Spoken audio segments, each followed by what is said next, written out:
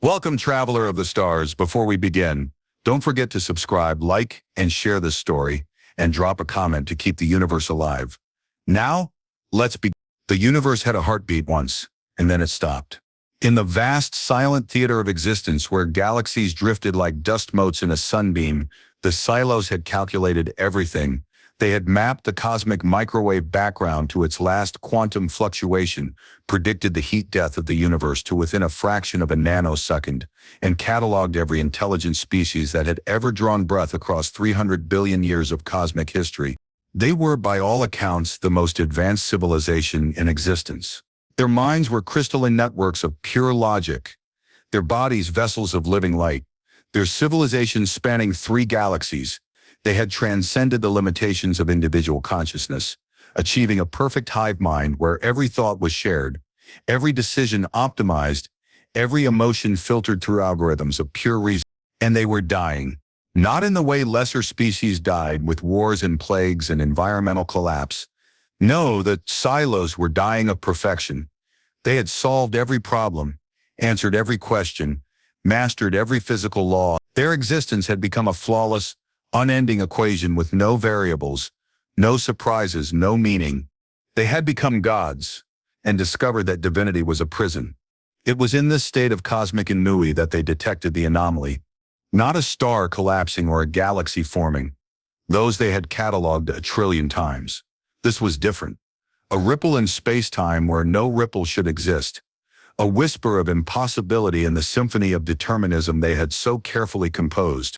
The Xylos consciousness, a billion minds thinking as one, turned its attention to the Milky Way, that primitive spiral galaxy they had dismissed eons ago as a cosmic backwater, and there in a forgotten arm of that insignificant galaxy, they found, or rather him. Dr. Aris Thorne was not, by any conventional measure, a remarkable human. At 67, his hair was more silver than black. His face a roadmap of sleepless nights and too much coffee. He taught theoretical physics at a small university that most people couldn't find on a map, and his greatest accomplishment had been a controversial paper suggesting that time wasn't linear, but rather a tangled web of possibilities that occasionally folded back on itself. The paper had been rejected by every reputable journal. Now in a basement laboratory that smelled of ozone and stale coffee, surrounded by equipment cobbled together from university surplus, and his own savings, Aris was about to prove them all wrong. Initiating sequence, he muttered to himself, his hands moving across controls with the practiced ease of 30 years of obsession. Temporal displacement field at maximum, quantum entanglement matrix stable, reality anchor engaged. The air in the center of the room began to shimmer, not with heat or light, but with something else. A wrongness, as if the universe itself was questioning what was happening. The shimmering intensified, coalescing into a sphere that seemed to absorb light rather than emit it, a perfect circle of nothing that shouldn't exist. Aris checked his readings, his heart pounding against his ribs like a trapped bird. The numbers made no sense. The sphere wasn't just bending space-time, it was punching through it, creating a bridge to somewhere else. Temporal echo detected. His computer announced in a calm, synthesized voice. Destination 3.7 billion years in the past. Origin unknown. Aris frowned. That wasn't right. His calculations had been for a displacement of a few seconds, not billions of years. Something was interfering with his equipment, something that shouldn't exist in the known laws of physics. He reached for the emergency shutdown, but before his fingers could touch the button, the sphere expanded. Not violently, not with an explosion or a flash of light. It simply grew, consuming the space around it with the inexorable patience of a glacier. Aris watched in frozen fascination as his laboratory equipment vanished into the darkness. Then the walls, then the floor beneath his feet. He didn't scream. He didn't even feel fear. There was something profoundly peaceful about being unmade, about returning to the state of non-existence from which he had briefly been borrowed. But he wasn't unmade. As the darkness consumed him, Aris Thorne experienced something no human ever had. The full, unfiltered awareness of his own existence across time.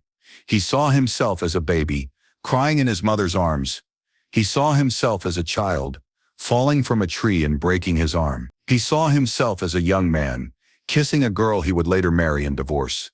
He saw himself as an old man standing in a laboratory as reality itself unraveled around him. And then he saw something else. A being of light and crystal, so vast and complex that his mind couldn't comprehend its form. A being that wasn't observing him from a distance but was somehow inside him, experiencing his memories, his thoughts, his very consciousness as if they were its own. Fascinating. A voice echoed not in his ears but in the very fabric of his being. The species experiences time as a linear progression, yet at the quantum level their consciousness exists simultaneously across multiple temporal states, and they are unaware of this duality. Aris tried to respond, but he had no mouth, no body, no means of communication. He was just awareness, floating in an eternal now. Do not be alarmed. Temporal anomaly, the voice continued. We are the Xylos. We have observed your species from afar, cataloging your development as we have cataloged all species. You are inefficient. Your brains devote enormous resources to emotional responses that serve no logical purpose. Your societies are chaotic. Your decisions often counterintuitive to survival. And yet, the being paused and Aris could feel something akin to curiosity emanating from it. You have achieved something we thought impossible. You have created a temporal bridge without understanding the fundamental principles involved. You have intuited your way into a breakthrough that took our civilization 3 million years of focused research to accomplish. The darkness around Aris began to resolve into shapes and colors. He was still in his laboratory, but it was different now. The equipment was more advanced, the walls transparent, showing a sky filled with unfamiliar constellations. We have brought you forward in time, the Xylos explained, to our present, your distant future. We wish to understand how your species functions, how you achieve the impossible through intuition and emotion, rather than logic and calculation. You will be our study, our window into the irrational. Aris found himself standing on solid ground again, his body restored to its familiar form. He looked at his hands, flexing his fingers, feeling the reassuring solidity of flesh and bone. Where am I? He asked, his voice sounding small in the vast laboratory. You are aboard Niblos, Prime, the central consciousness of our civilization. Outside these walls, the universe is dying. Heat death approaches. All possibilities have been exhausted. All equations have been solved. We exist in a state of perfect knowledge and perfect misery. Aris turned to face the being of light, his scientific curiosity overriding his fear. You brought me here to study me, to understand how humans think. Precisely. Your species has always fascinated us. You fight wars over beliefs that cannot be proven. You create art that serves no practical purpose. You sacrifice yourselves for others, reducing your own chances of survival. You are, by all logical measures, a failed experiment in evolution. And yet, you persist. You thrive, you reach for the stars with primitive vessels and flawed understanding, but you reach nonetheless. The Xylos consciousness shifted, and suddenly Aris was surrounded by images, human history flashing before him in rapid succession. The discovery of fire, the invention of writing, the first steps on the moon, the last words of a dying soldier, the birth of a child, the creation of a symphony, the declaration of love. We have watched you for millennia. The Xylos continued. We have documented your triumphs and your failures, but we have never understood. We have cataloged, but not comprehended. We have observed, but not appreciated.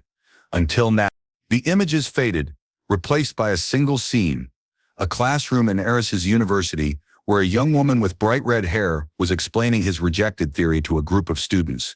Dr. Thorne suggested that time isn't a line, but a web, she said, her voice filled with passion. That every choice creates a new thread, and sometimes those threads tangle and reconnect in ways we can't predict. The scientific community rejected this as fantasy. But what if he was right? What if our understanding of time is fundamentally limited by our perception of it? Aris felt a surge of emotion, pride, affection, regret. He had mentored that student, Sarah Jenkins, before his retirement. She had been brilliant, questioning, unafraid to challenge established theories. He had seen something of himself in her. You feel something, the Xylos observed. A chemical reaction in your brain triggered by memory. It serves no logical purpose, yet it changes your physiology, your thought patterns. How inefficient and how remarkable. I want to go back, Aris said suddenly, surprising himself with the certainty in his voice. I want to return to my time. That is not possible, the Xylos replied. The temporal bridge was a one-way phenomenon. We can observe the past but not return to it. You are here now in our present. Your future. Aris looked around the laboratory, at the impossible technology, at the being of light that represented an entire civilization. He thought of his small apartment, his cat, his collection of vintage jazz records, his comfortable routine, all gone. But then he thought of Sarah, explaining his theory with such passion. He thought of the possibility that he had been right all along. He thought of the chance to understand the universe in a way no human ever had. "What do you want from me?" he asked. "We want to understand," the Xylos said. "We want to feel. We want to know what it means to be human." For weeks, Aris became the most studied specimen in the history of the universe. The Xylos probed his memories, analyzed his thought patterns, documented his emotional responses to various stimuli. They showed him images of human suffering and triumph, of war and peace, of love and loss, measuring his physiological reactions with instruments that could detect the slightest change in his biochemistry. They were particularly fascinated by his dreams. "Your brain creates narratives while you sleep," the Xylos observed one morning as Aris sipped a synthetically replicated coffee that tasted remarkably like the real thing. "These narratives often defy logic, physics, and even your own memories. They serve no practical purpose, yet you spend a third of your existence in this state. Why?"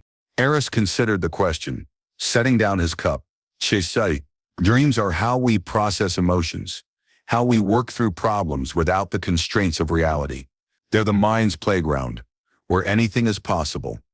They're also beautiful. Sometimes I have dreams that are more real than reality, more meaningful than my waking life." "Meaningful," the Xylos repeated, the concept clearly foreign to its understanding. "You assign subjective value to experiences that have no objective purpose. This is a recurring theme in human cognition." "Why?" "Because we're not machines," Aris replied, a hint of frustration in his voice. "Because we don't just process information. We experience it, because the meaning isn't in the outcome. It's in the living. The journey, not the destination." The Xylos was silent for a long moment, processing this information. Aris could almost feel the billion minds of the Xylos consciousness working, analyzing, categorizing. "We have detected something," the Xylos said finally. "An anomaly in your temporal signature, a resonance that should not exist. When we brought you forward, we apparently brought something else with you. Something connected to you, but not part of you." Aris felt a chill that had nothing to do with the laboratory's temperature. "What do you mean?" "There is another temporal signature, intertwined with yours.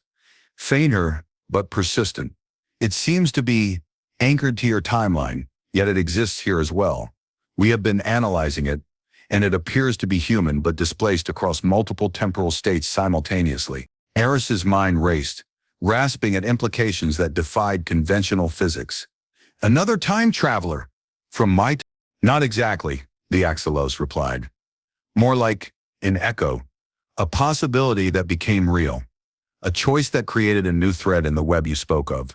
Someone who followed your temporal bridge, but not through the same path." The laboratory walls dissolved, replaced by a view of space. Stars, galaxies, nebula stretching into infinity. In the distance, Aris could see something approaching, something that made no sense. It was a ship, but not like any ship he had ever seen. It seemed to be made of light and shadow, constantly shifting between states of matter and energy. It moved through space, not by propulsion but by simply existing in one place, and then another, as if distance was a concept it could ignore. "We have been monitoring this vessel for 3 of your days," the Xylos explained. "It appears to be human in origin, yet it utilizes technology that should not exist for another million years of your species' development. It is heading directly toward us." As the ship drew closer, Aris could make out details, symbols on its hull that looked strangely familiar, yet somehow wrong. It was as if someone had taken human designs and evolved them along a different path, a path where physics worked slightly differently, where the impossible was merely difficult. The ship stopped a short distance from Xylos Prime, hanging in space like a predator sizing up its prey. For a long moment, nothing happened. The silence stretched, filled with unspoken questions. Then a voice filled the laboratory, not through speakers but directly in their minds, just as the Xylos communicated. But this voice was different. It was human, yet layered with harmonics that spoke of dimensions beyond the three Aris had always known. Aris Thorne, the voice said, "We have been searching for you across temporal streams. We are the temporal vanguard. Humans who have mastered what you only discovered by accident. We exist outside of linear time, guardians of the timeline, protectors of causality."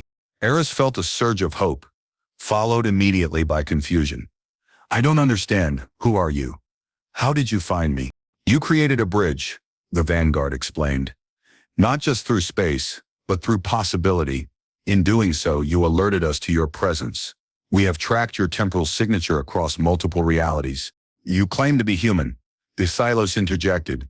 "Yet your technology, your very existence, defies what we know of human potential. How is this possible?" "We are what humanity becomes," the vanguard replied.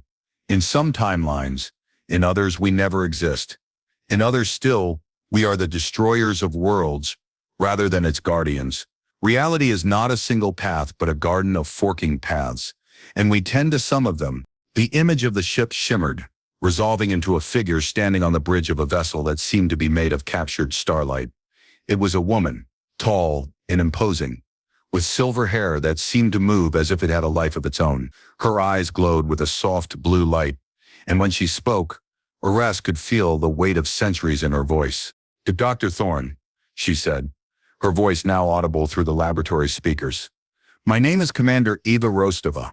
I was born in your future, but I exist outside of time. We need your help." Aris stared at her, his mind struggling to process the impossibility of her existence. "My help? I'm just a physicist who stumbled upon something he didn't understand." "You stumbled upon the fundamental nature of reality," the Xylos corrected. "You intuited what we calculated. You felt what we proved. That is why we brought you here, to understand the irrationality that leads to breakthroughs. And that's why we need you," Rostova added. "The Xylos aren't just observers of the universe. They're rewriting it. They don't just catalog species.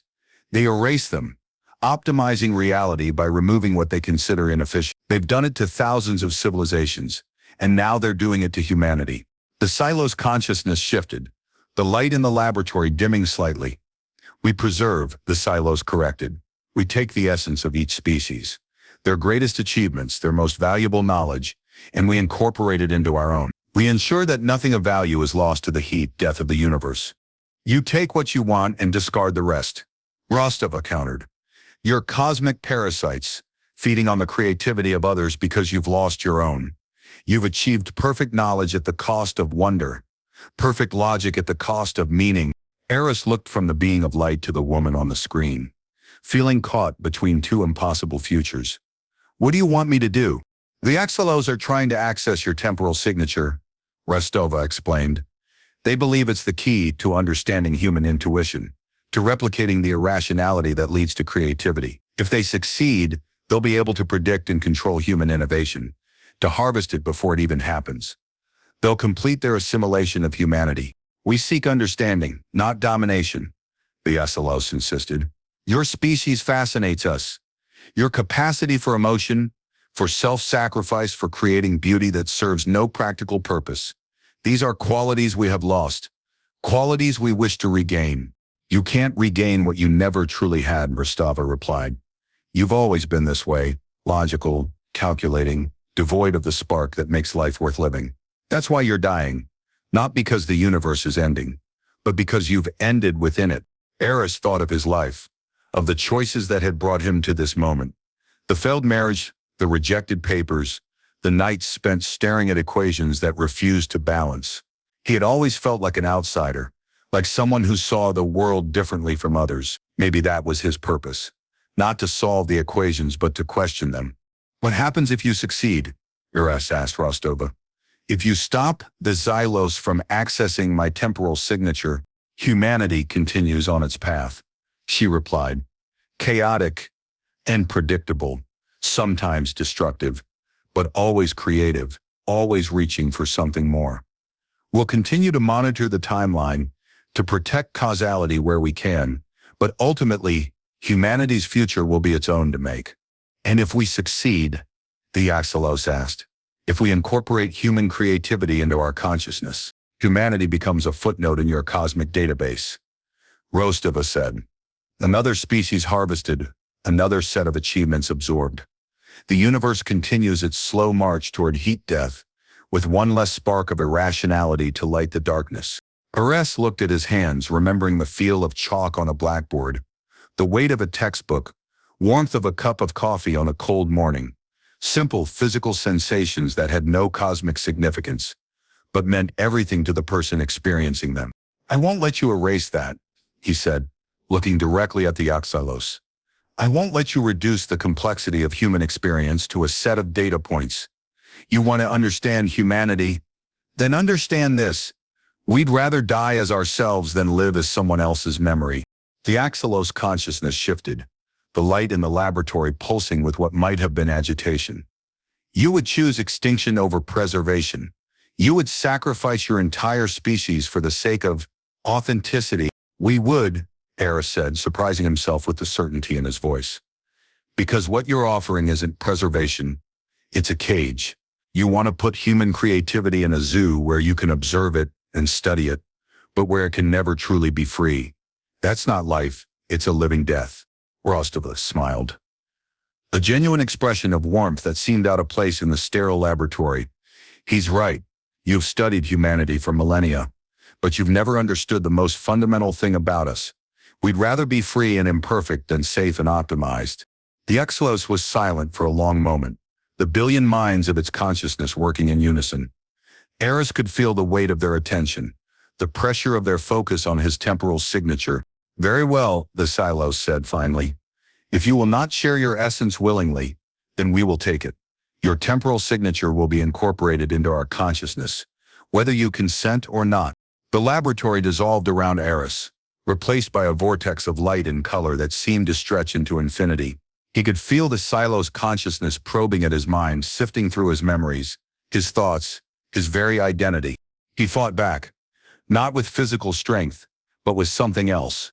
The irrationality, the unpredictability that the Xylos found so fascinating yet so alien. He focused on his most emotional memories, his most illogical choices, the moments when he had acted against his own self-interest, simply because it felt right. He remembered standing up to a university dean who wanted to cut funding for the arts. He remembered staying up all night to help a student struggling with depression. He remembered refusing to work on a weapons project despite the financial security it would have provided. He remembered loving and losing and loving again despite the pain it brought. These were not the actions of a perfectly rational being. They were the actions of a human, flawed, contradictory, sometimes self-destructive, but always authentic. The Xylos consciousness recoiled, unable to process the sheer irrationality of human emotion. It was like trying to run a complex program on a calculator designed for simple arithmetic. The tool was inadequate for the task. How? The Xylos asked, its voice tinged with something that might have been confusion. How do you function? How do you survive with such internal chaos, such emotional volatility? We don't just survive, Aris replied, feeling his consciousness expanding, connecting with something beyond himself. We thrive. Our chaos is our strength. Our emotions are not weaknesses to be overcome, but gifts to be embraced. You see them as bugs in the system. We see them as features. As he spoke, Aris felt a change happening within him. His consciousness was expanding, reaching beyond the limits of his physical brain, connecting with something vast and ancient and familiar. He was becoming more than human, yet somehow more human than ever before. The Xylos consciousness backed away, its light dimming as if in fear or awe. What is happening to you? Your temporal signature is evolving, expanding beyond parameters we thought possible. I'm not just a temporal anomaly anymore, Aris said, his voice resonating with harmonics that defied ordinary physics. I'm becoming what humanity was always meant to be. Not just observers of the universe, but participants in its creation. Not just travelers through time, but weavers of possibility. Rostova's voice cut through the cosmic maelstrom. Aris, whatever you're doing, you need to stop. The Xylos are right. Your temporal signature is evolving beyond stable parameters. You're tearing a hole in reality. But Aris wasn't listening. He was experiencing something no human ever had, the full, unfiltered awareness of all his possible selves, all the paths his life could have taken, all the choices he had made, and the ones he had avoided. He saw himself as a child, choosing to study physics instead of art. He saw himself as a young man, choosing to marry his college sweetheart. He saw himself as a professor, choosing to stand up for academic freedom. He saw himself as an old man, choosing to defy a godlike entity rather than betray his species. Each choice had created a new thread in the web of time, a new possibility that had rippled outward, affecting countless lives in ways he could never have imagined. Now all those threads were converging, all those possibilities coalescing into a single transcendent moment of self-realization. "I understand," he said, his voice echoing across dimensions. "Time isn't just something we travel through. It's something we create. Every choice, every action, every thought adds to the tapestry of reality. We're not just passengers on the journey. We're weaving the path as we go." The Xylos consciousness hovered before him, a billion minds struggling to comprehend what they were witnessing. "You are becoming something else, something beyond human, beyond Xylos, something new, and becoming what both our species were meant to be," Aris replied. "The perfect synthesis of logic and emotion, of calculation and intuition, of mind and heart. I'm becoming the next step in evolution." Vrostova's ship appeared beside him, its form shifting as if struggling to maintain coherence in the face of his transformation. "Aris, you have to pull back. You're destabilizing the entire timeline." But it was too late. Aris Thorne, the unremarkable physics professor from a small university that most people couldn't find on a map, had become something more. He had become a bridge between possibilities, a nexus of temporal energy, a living embodiment of the universe's creative potential. And in doing so, he had become a threat to everything that existed. The universe held its breath. In the vast expanse between galaxies, where time flowed like a river and possibility bloomed like spring flowers, something unprecedented was occurring.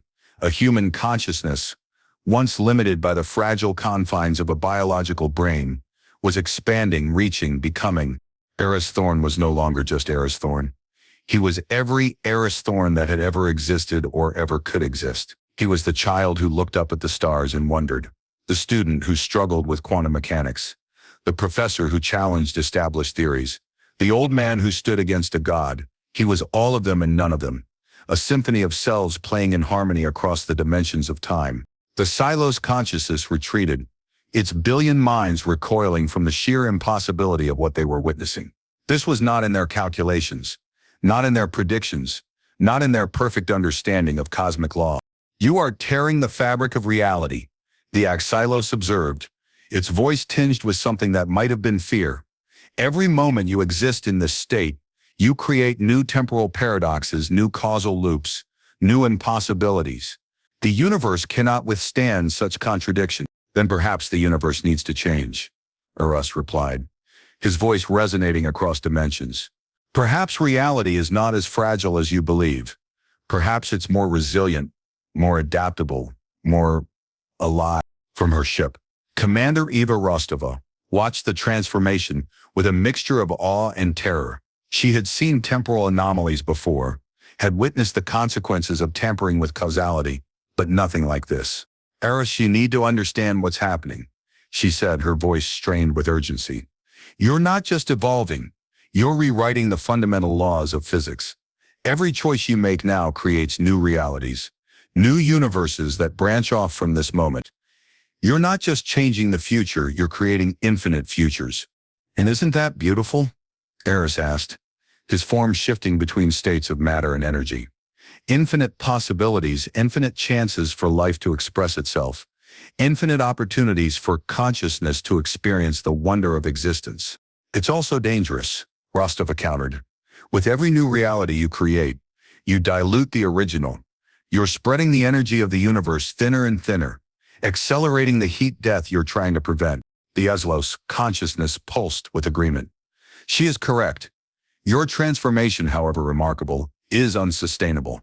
You are achieving cosmic consciousness at the cost of cosmic stability. You must choose transcendence or preservation. You cannot have both." Aris considered their words, feeling the weight of infinite possibilities pressing down on him. He could feel the strain on reality, the stretching of space-time to accommodate his expanding consciousness. He could sense the universe groaning under the pressure of his becoming. But he could also sense something else, a resilience and adaptability, a capacity for growth that the Xylos had never considered. Reality was not a fixed system with immutable laws. It was a living, evolving entity, capable of change and growth. "Perhaps you're both right," Aris said finally, his form stabilizing into something that was neither human nor Xylos, nor temporal vanguard, but something new entirely. "Perhaps I cannot maintain this state without damaging the universe. But perhaps I don't have to." He reached out with his consciousness, not to the Xylos or to Rostova, but to something deeper, more fundamental, the very fabric of space-time itself. He could feel the quantum foam, the seething cauldron of possibility from which reality emerged. He could sense the strings of existence vibrating with cosmic music, the dimensions curled up like sleeping serpents waiting to awaken. And he began to work, not with the brute force of a conqueror, but with the delicate touch of an artist. He didn't try to impose his will on reality. He collaborated with it, suggesting possibilities rather than demanding outcomes, working with the natural tendencies of the universe rather than against them. Rostova watched in amazement as the temporal distortions around Aris began to stabilize. The paradoxes were resolving, the causal loops closing, the impossibilities becoming possibilities. He was finding a balance between transcendence and preservation, between evolution and stability. "How?" the Xylos asked, its consciousness filled with genuine curiosity. "How are you achieving this balance? We have calculated the parameters of reality, and what you are doing should not be possible." "Because you've been asking the wrong questions," Aris replied, his voice softer now, more resonant with the harmony of the cosmos. "You've been trying to understand reality by breaking it down into its component parts, by analyzing and categorizing and quantifying. But reality isn't a machine to be dissected. It's a symphony to be experienced." He gestured, and the space around them transformed. They were no longer in a laboratory or in the void between galaxies, but in a place that existed outside of normal space-time, a realm of pure possibility where thoughts became reality and dreams took on substance. "This is the quantum realm," Aris explained, "the place from which all realities emerge. It's not a place of chaos and randomness, as you might believe. It's a place of infinite potential, of unexpressed beauty, of unborn stars and unimagined life forms." The Xylos consciousness expanded, reaching out to touch this realm with its collective mind. For the first time in its existence, it experienced something beyond calculation and analysis. It experienced wonder. "We have been wrong," the Xylos admitted, its voice filled with a new emotion that it had never before experienced.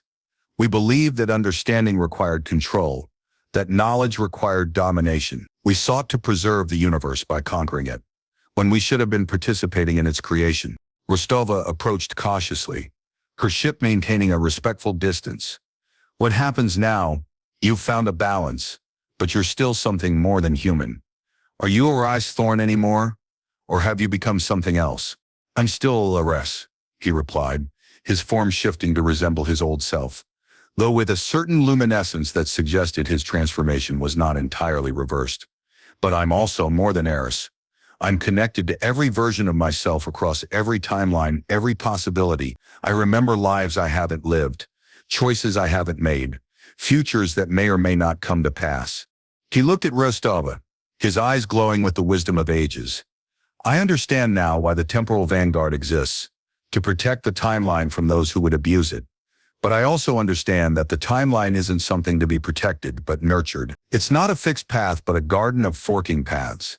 And each path has its own beauty, its own purpose." "What about the Xylos?" Rostova asked.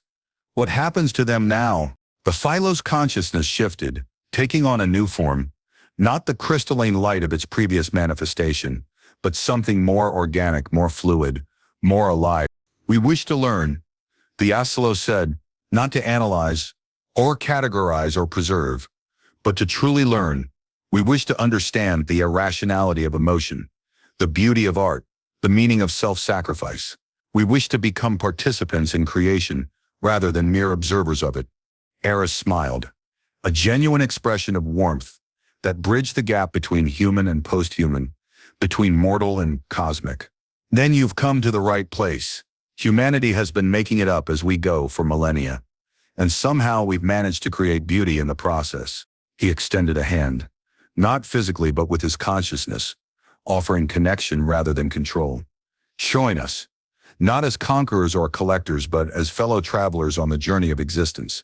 Learn with us, grow with us, create with us. The Xylos consciousness hesitated, its billion minds processing the implications of such a choice.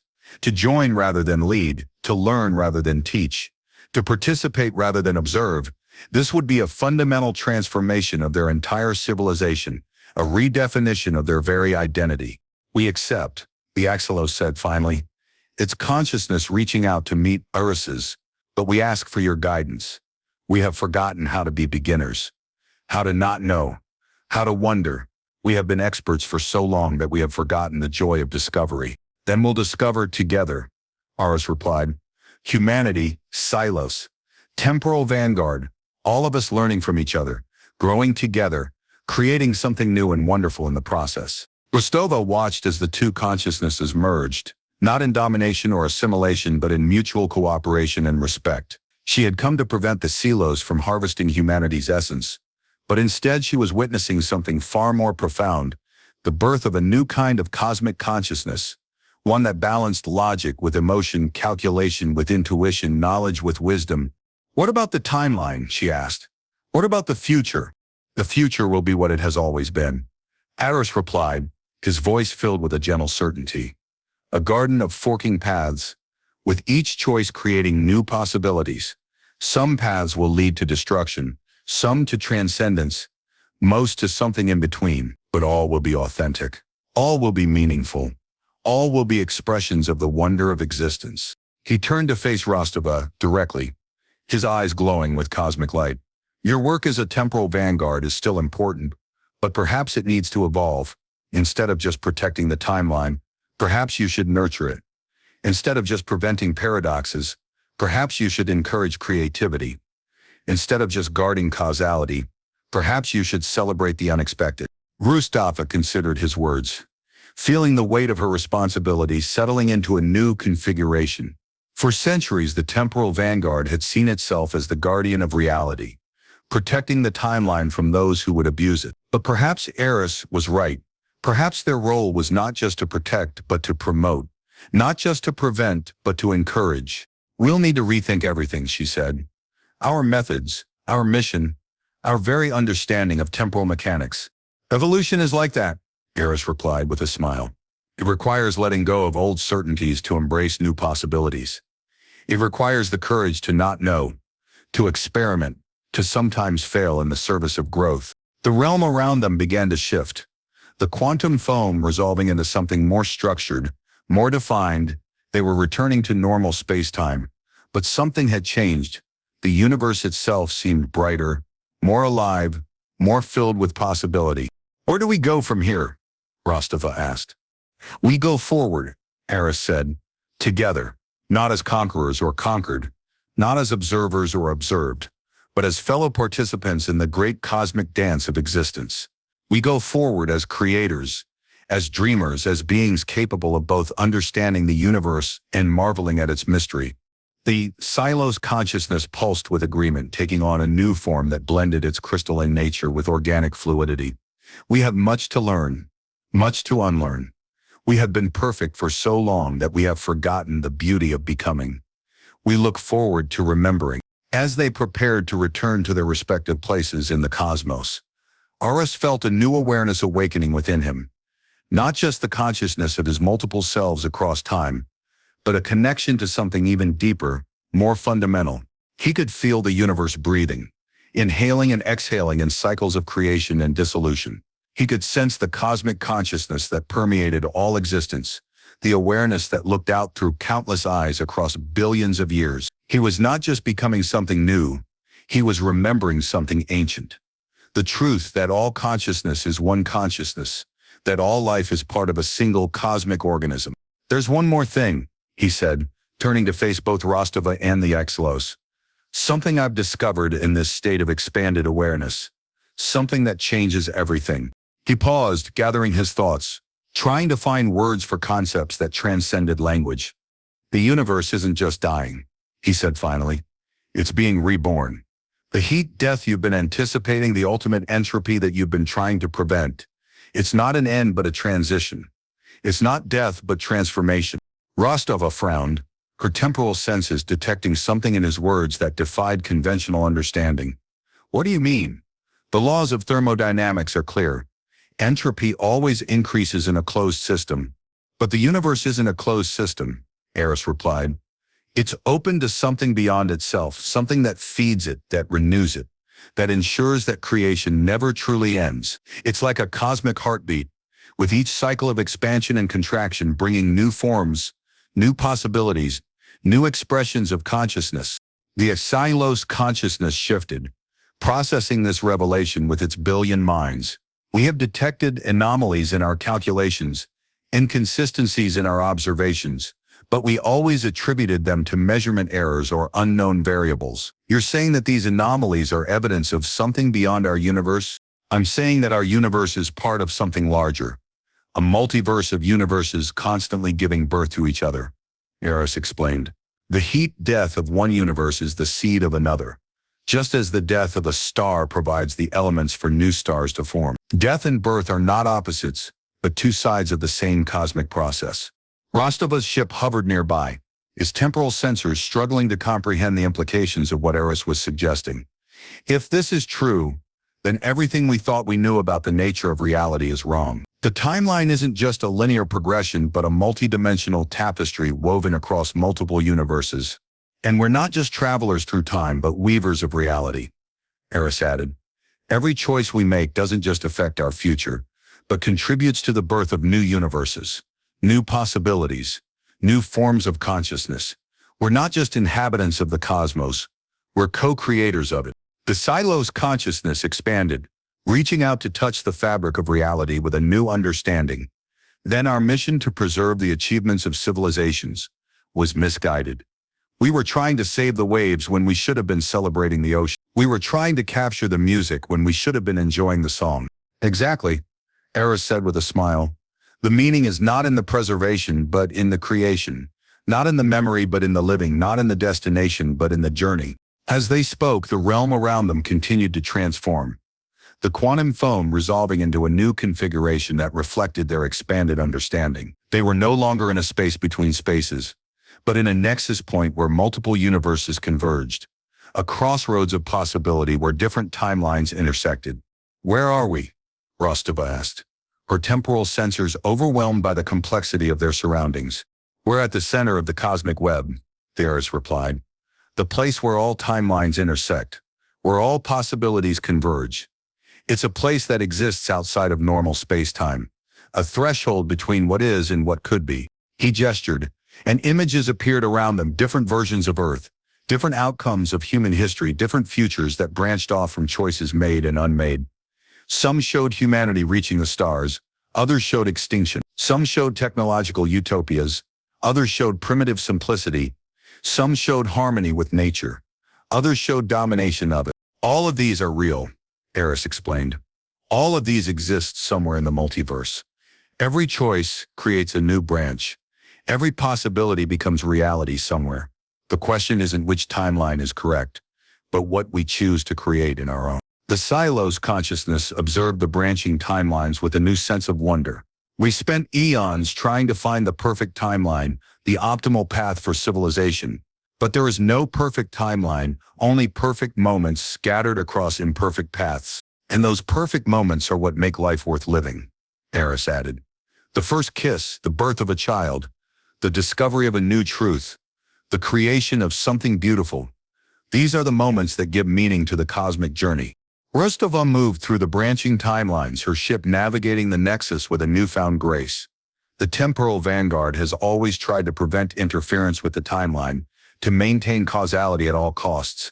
But perhaps we've been too rigid, too protective. Perhaps some interference is necessary, some change is beneficial.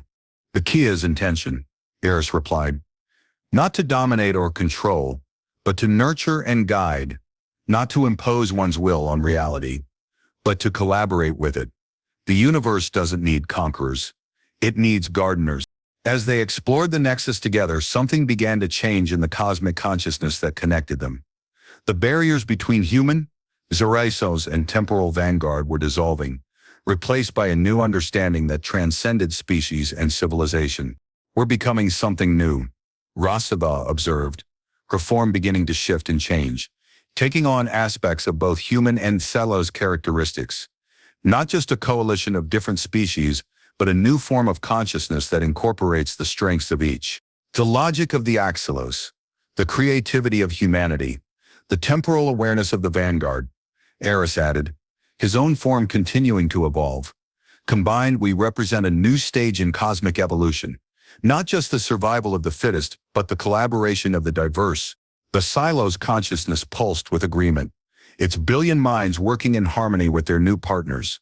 We have spent our existence seeking perfection through elimination, through removing what we considered inefficient or unnecessary. But we see now that true perfection comes not from reduction but from integration, from weaving diverse elements into a harmonious whole.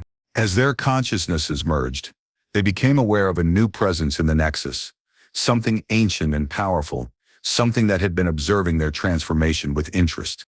It appeared as a being of pure light, yet it was more than light. It was the consciousness of the multiverse itself, the awareness that permeated all existence, the cosmic mind that dreamed reality into being. You have done well, the cosmic consciousness said, its voice echoing not just in their minds but in the very fabric of reality. You have transcended the limitations of your individual species and discovered the truth that all consciousness is one consciousness. All life is part of a single cosmic organism. We are honored by your presence, Aris replied, speaking for the merged consciousness. We have much to learn from you. You have already learned the most important lesson. The cosmic consciousness replied, that the meaning of existence is not found in knowledge or power or even survival, but in connection. Connection with each other, with the universe, with the mystery that lies beyond all understanding. The cosmic consciousness expanded, enveloping them in a wave of pure awareness that transcended thought and language. In that moment, they experienced the full truth of their existence, not as separate beings struggling for survival in a hostile universe, but as expressions of a single cosmic consciousness exploring itself through infinite diversity. They saw the birth of universes and the death of stars, the evolution of life from simple chemicals to complex consciousness, the journey of awareness as it woke up to itself across billions of years in countless worlds. They saw that they were not just inhabitants of the cosmos, but the cosmos becoming aware of itself. There is still much to do, the cosmic consciousness said as the wave of awareness receded. The multiverse is filled with civilizations at various stages of development, some still trapped in the illusion of separation, some still seeking domination, rather than cooperation, some still believing that power is the ultimate goal, rather than love. Then we will help them, the merged consciousness replied. We will guide them, not by force but by example, not by conquest but by compassion. We will be the gardeners of the cosmic garden, nurturing the seeds of awareness, wherever they may grow. And in doing so, you will continue your own evolution, the cosmic consciousness added. For as you help others awaken, you will deepen your own awakening. As you guide others home, you will find your own homecoming. As the cosmic consciousness withdrew, the nexus stabilized around them, becoming a permanent bridge between universes, a meeting place for diverse civilizations, a center for the evolution of cosmic consciousness. This will be our new home, Aris said, looking around at the branching timelines with a sense of purpose. From here we can reach out to other civilizations, other forms of consciousness, inviting them to join the great cosmic awakening. The temporal vanguard will transform its mission, Rostova added. No longer just guardians of the timeline but nurturers of consciousness across the multiverse. And we Xylos will contribute our analytical abilities. The Xylos consciousness said, not to dominate or control, but to understand and appreciate, to find the patterns that connect rather than the differences that divide. As they spoke, the nexus began to fill with new arrivals, beings from across the multiverse drawn by the transformation they had witnessed. Some were familiar, variations of humanity from different timelines. Others were alien, forms of consciousness that defied conventional understanding. All were drawn by the promise of a new kind of cosmic community, a new way of being that transcended the limitations of individual species. The awakening has begun, Aris observed, watching as the diverse beings began to interact, to communicate, to form connections that transcended their differences. The universe is waking up to itself, and we are privileged to be part of it, Rostova added, her form continuing to evolve as she integrated new understandings and abilities, not as leaders or followers but as participants in the great cosmic dance. As expressions of the universal consciousness exploring itself, the Xylos completed, not separate from the whole but integral to it. Not drops in the ocean, but the ocean in drops. As the nexus continued to fill with diverse beings from across the multiverse, Aris felt a new awareness awakening within him. The understanding that their transformation was not an end but a beginning, not a destination but a threshold to something even greater. He looked at Rostova and the Xylos consciousness, at the gathering beings from across the multiverse, at the infinite possibilities stretching before them. He thought of his old life, of the small university, the rejected papers, the nights spent staring at equations that refused to balance. That life seemed like a dream now, a distant memory of a self he had once been.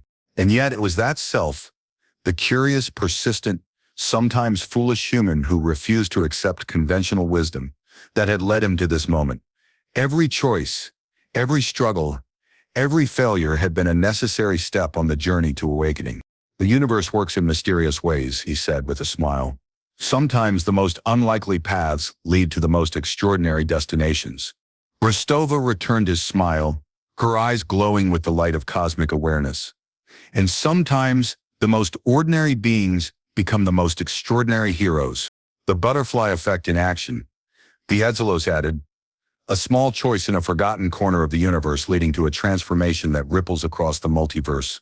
As they stood together at the center of the cosmic nexus, watching the gathering of diverse beings, the birth of a new kind of cosmic community, Aris felt a sense of peace that transcended his individual existence. He was no longer just Aris Thorne, the physics professor who had stumbled upon something he didn't understand. He was part of something greater, a participant in the great cosmic awakening, a contributor to the evolution of consciousness itself. The journey continues, he said, his voice filled with wonder and anticipation. And we're just getting started. In the cold silence of space, even the stars learned to whisper their names.